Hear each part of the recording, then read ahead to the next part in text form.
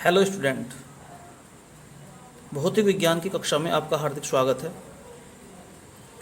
हम प्रिज्म के चैप्टर का अध्ययन कर रहे हैं। इस चैप्टर के अंतर्गत जो पहली वीडियो थी उसमें हमने प्रिज्म की परिभाषा, विचलन कोण और प्रिज्म कोण आदि के बारे में अध्ययन करा। आज हम आपतन कोण आई तथा विचलन कोण डेल्टा के बीच खींचे गए ग्राफ या वक्र के बारे में अध्ययन कर रहे हैं। चित्र के अनुसार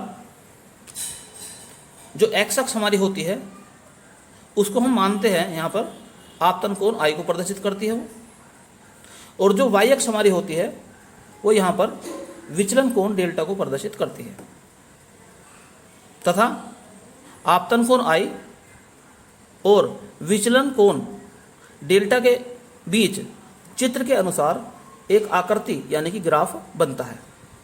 इस ग्राफ को आई डेल्टा वक्र भी कहते हैं।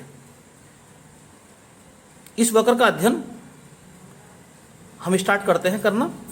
ध्यानपूर्वक देखना, ये रेखा जो है ये आपतन कोण आई को प्रदर्शित करती है और ये रेखा जो है ये विचलन कोण डेल्टा को प्रदर्शित करती है। जब हम मूल बिंदु से सीधे हाथ की तरफ बढ़ते हैं तो आई का मान बढ़ाते जाते हैं और यहाँ पर ऊपर की तरफ चलने पर डेल्टा का मान बढ़ेगा।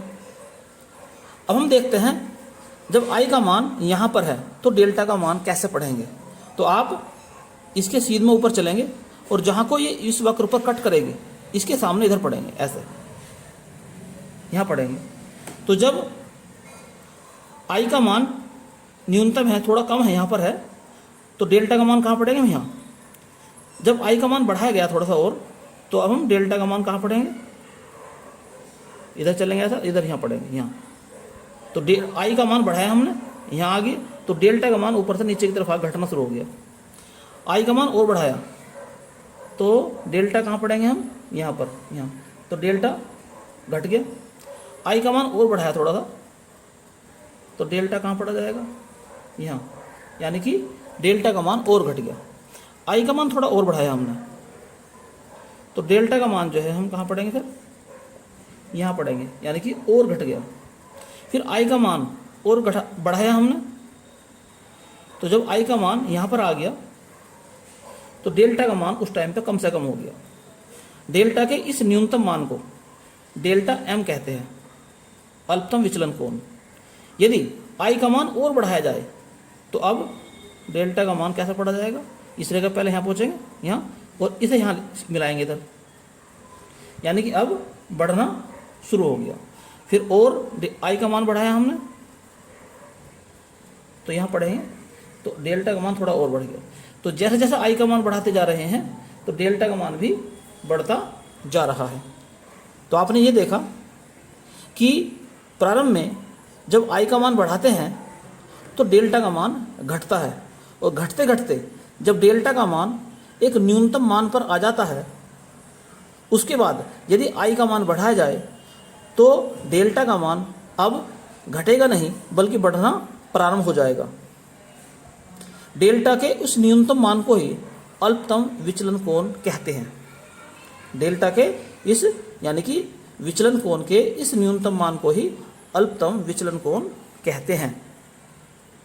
इस चित्र से आपको ये बात भी अच्छी तरह समझ में आ रही होगी कि अल्पतम विचलन कोण के लिए आई का केवल एक मान है। अर्थात अल्पतम विचलन कोण के लिए ये जो रेखा है जो डेल्टा को प्रदर्शित करती है, ये जो रेखा जो डेल्टा को प्रदर्शित करती है, ये रेखा जो डेल्टा एम को प्रदर्शित करती है, ये इस वक्र को केवल और केवल एक ही बिंदु पर काटती है। कहने का अर्थ ये हुआ कि अल्पतम विचलन कोण के लिए आपतन कोण का केवल एक मान होता है। लेकिन इसके अलावा चेक करते हैं, अगर विचलन कोण का मान मान लो ये है तो इसे सीधी रेखा को आगे बढ़ाएंगे तो इस विचलन कोण के इस मान के लिए ये विचलन कोण वाली जो रेखा है सीधी, ये इस वक्र को दो स्थानों पर काटती है, एक यहाँ पर काटेगी, एक यहाँ काटेगी। तो इससे बात साबित होगी कि विचलन कोण के किसी मान के लिए आपतन कोण के दो मान होंगे, एक ये यहाँ पढ़ेंगे जिसको, एक ये यहाँ पढ़ेंगे जिसको। आपतन कोण के दो मान होंगे। तो न्यूनतम विचलन कोण के अतिरिक्त किसी भी विचलन कोण के लिए I के दो मान प्राप्त होते हैं। इसके अलावा इस ग्राफ से और क्या क्या बात हम सीखते हैं। तो पहली बात तो हमने ये सीखी कि विचलन कोण का मान वो I पर डिपेंड करता है, यानी कि विचलन कोण का मान आपतन कोण I पर निर्भर करता है। कैसे निर्भर करता है ये मैंने आपको दिखाया अभी कि पहले जब विचलन आपतन कोण का मान बढ़ाते हैं तो विचलन कोण का मान घटना शुरू हो जाता है, और घटते घटते जब एक न्यूनतम मान तक आ जाता है उसके बाद यदि I का मान बढ़ाया जाता है तो विचलन कोण बढ़ना प्रारंभ हो जाता है। दूसरी बात यह आई कि अल्पतम विचलन कोण डेल्टा एम के लिए I का केवल एक मान प्राप्त हुआ, केवल एक मान। इसके अलावा तीसरी बात क्या है कि डेल्टा के किसी भी मान के लिए I के दो मान होते हैं, एक का नाम I1 दे दो और एक का नाम I2 दे दो। तो क्या बात सामने आई आपके कि किसी दिए हुए प्रिज्म के लिए जो न्यूनतम विचलन कोण है डेल्टा एम, इसके लिए आपतन कोण का तो केवल एक मान होता है। इसके अलावा जो विचलन कोण और जो विचलन कोण है, कोई सा विचलन कोण ले लो, उसके लिए I के दो मान प्राप्त होते हैं। और तीसरी बात ये, चौथी बात यह है कि जो न्यूनतम विचलन कोण है, जो विचलन कोण का जो कम से कम मान है, विचलन कोण जिसे हम डेल्टा कहते हैं का न्यूनतम मान, इसको हम क्या कहते हैं, डेल्टा एम कहते हैं, अल्पतम विचलन कोण।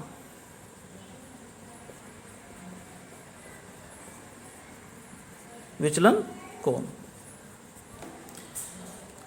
अब हम देखते हैं कि अगर प्रिज्म अल्पतम विचलन की कंडीशन में है तब क्या होगा। तो नेक्स्ट हमारा इसमें पॉइंट हो जाएगा कि अल्पतम विचलन की दशा में, अल्पतम विचलन की दशा में क्या होगा। पहली बात, जो अल्पतम विचलन की कंडीशन है उसमें डेल्टा एम यानी कि पहले पृष्ठ के लिए जो विचलन कोण है उसका मान डेल्टा 2 यानी कि दूसरे जो पृष्ठ के लिए विचलन कोण है, ये दोनों बराबर होंगे, और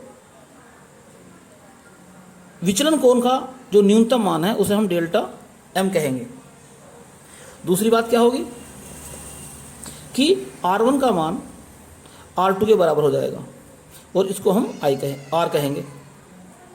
तीसरी बात, I1 का मान I2 के बराबर हो जाएगा, इसको हम I कहेंगे। और चौथी बात, जो अपवर्तित किरण है, अपवर्तित किरण,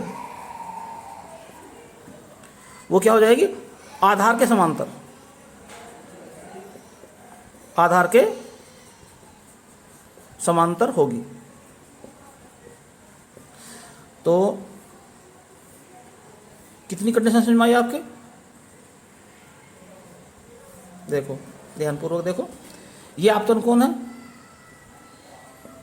I1, ये आपतित किरण है और ये अपवर्तित किरण है। तो ये अपवर्तित किरण होगी आधार के समांतर और ये निर्गत किरण है, ये I2 है आपका। तो पहली कंडीशन तो ये होगी कि अल्पतम विचलन की कंडीशन में जो डेल्टा 1 का मान है डेल्टा 2 के बराबर होगा, दोनों मान आपस में बराबर हो जाएंगे, और अल्पतम विचलन कोण को हम डेल्टा एम से प्रदर्शित करेंगे। दूसरी कंडीशन क्या है कि R1 का मान R2 के बराबर होगा और इसको हम R कहेंगे। तीसरी कंडीशन क्या है, I1 का मान I2 के बराबर होगा और इसको हम I कहेंगे। और चौथी कंडीशन ये होगी कि अपवर्तित किरण जो है, जो प्रिज्म के अंदर जो किरण है, वो आधार के समांतर हो जाएगी। तो उम्मीद करता हूँ कि आपतन कोण आई और विचलन कोण डेल्टा के बीच जो एक ग्राफ है ये आपको अच्छी तरह समझ में आ गया होगा। धन्यवाद।